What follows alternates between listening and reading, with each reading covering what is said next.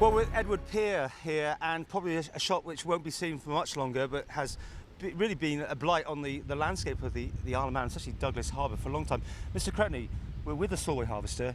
Finally, this is the last chapter?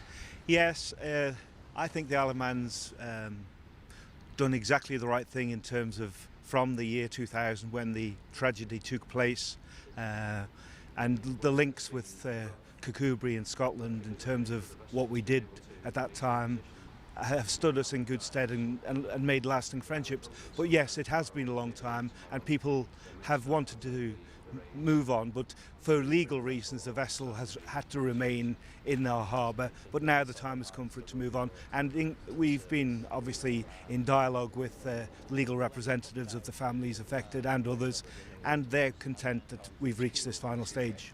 We've been watching some pictures of it being raised, that £1 million that was spent on it, and then the very emotional moment when it came back into the harbour in Ramsey and the bagpipes are playing.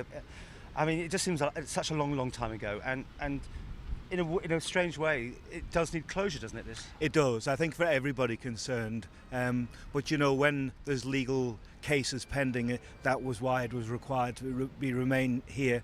But now I'm pleased, and I think everybody will be pleased that we can see the final chapter closing.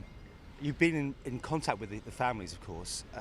They're all in agreement? Yes, they've been very supportive of everything the Isle of Man's government has done, and the representatives of the families have been very supportive as well. So, as I say, I think we've built good links there for the future, and through this tragedy some good has come.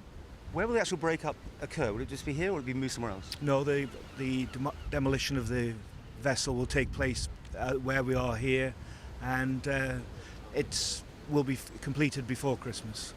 And then the bits that are left over, does it get melted down? Is it reused or what? I don't know exactly, but the metal will be used for, yes. There's always that idea of having it as a reef on the sea floor, but that was never an option for you? No, I did inquire about that with my officers, but they were very concerned in terms of the potential hazards that could cause, and so you've got to be on the side of caution, really. And finally, besides £1 million to get it up, it's been costing you money just to keep the thing afloat, which is ironic if you think about it, isn't it? The effort that's been put into this in case there was any final litigation, but that's absolutely now finished. It is now finished, and yes, we've taken a different approach than would have happened elsewhere in relation to this vessel. Elsewhere, vessels are left on the ocean bed, but in this instance we believe that we did the right thing from a humanitarian point of view.